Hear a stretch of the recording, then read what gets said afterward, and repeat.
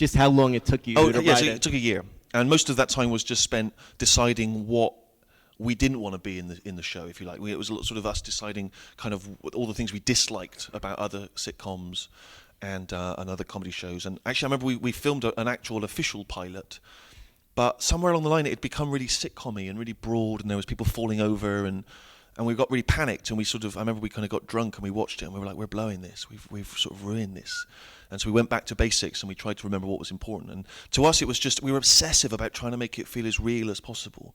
And after the first show aired, I was on a train, and a woman said to her friend, she didn't obviously know who I was, but she said to her friend, saw a documentary last night about an office. Did you see that? and her friend said, I didn't see that. And this woman who'd seen it said, oh, it's brilliant. Hilarious, the boss, hilarious. And her friend said, no, I think that's a sitcom. And the other one went, oh, no, not very funny then, hated it. And we were kind of constantly with this sort of concern that if people didn't think that it was like a documentary, that they wouldn't laugh, because otherwise there's no jokes. It's just people acting, kind of in a slightly eccentric way. And you had to know that they were acting that way because this documentary team was following them. And why do you think the BBC let both of you co-direct The Office without much directorial experience before? Well, I don't know. Partly I think we were just, I say we, Ricky had this strange kind of confidence. I think born out of the fact he was older. He was the same age I am now, and which now I think about it seems really old.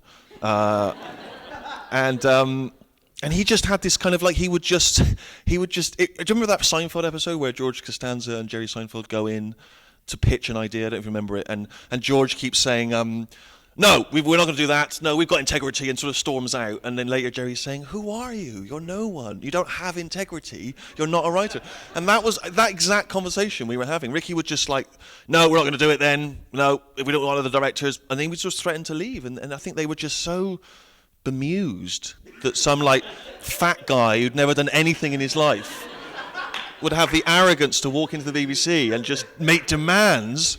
It was like they were going, what if he's a genius? We should just let him do it. And they did, and it was actually, they said to us, one of their big problems was, we don't believe that a boss this incompetent would be able to keep his job. And Ricky actually said to the guy at the BBC, walk around the BBC. Amazing. Why do you think The Office became one of the most critically and acclaimed shows and successful shows, not only in the UK, but also the US? What do you think it is about it that just hit this raw nerve? What is it? It's brilliant. It's just really good. Now, I think it's a couple of reasons. I think it's one is we started off with just a long list of observations about office life that we'd experienced. I, as a sort of temp, just doing kind of filing or very low level, and Ricky had been a middle manager for a long time.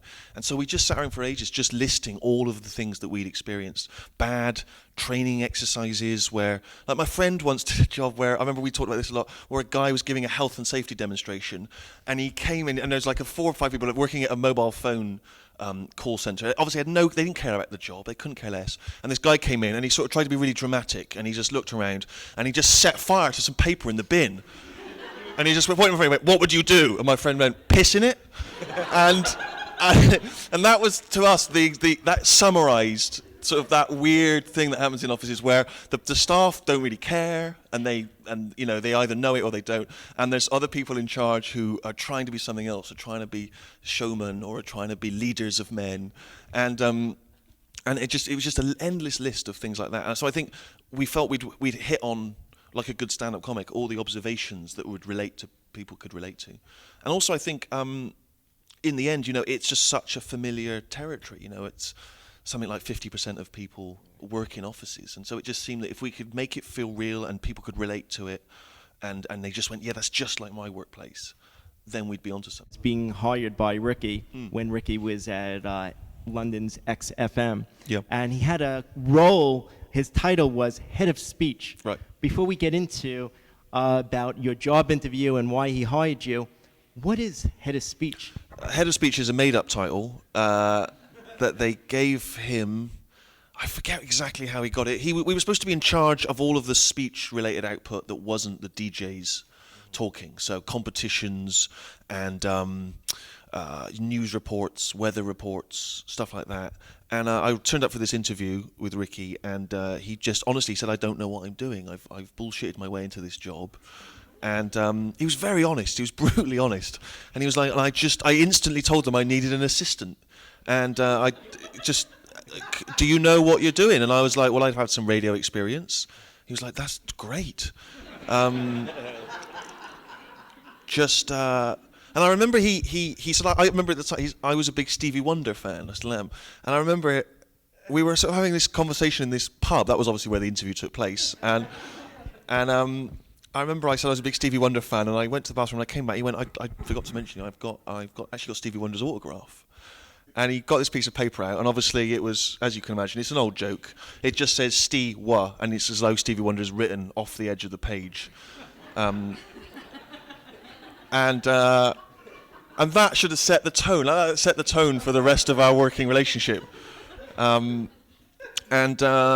Yeah, and he basically said to me, "I don't know what I'm doing. If you do all the work, then I'll make sure you have a great time." And I did. And I set up like a filing system. And my memories is just him rolling around on a chair, not really knowing what to do, and then sort of just looking busy when the boss came. And I was busy setting up a filing system, and eventually I quit because I realised I was going nowhere with this guy. And when I came back a year later, nothing had come out of the filing system or gone in. It was exactly the same. He actually ended up going on the air and sort of began to sort of amuse people. And I remember once I joined the BBC and I was driving with someone, and I stuck on the radio. I said, "My friend's on this radio station," and I was with this woman driving, and he came on the air and he did some comedy, and my friend who was in the car said, "He wasn't very funny. I hope that's not your mate." And I went, "No, that's not him. No." It's very much the way I've distanced myself from the Golden Globes. Is the same.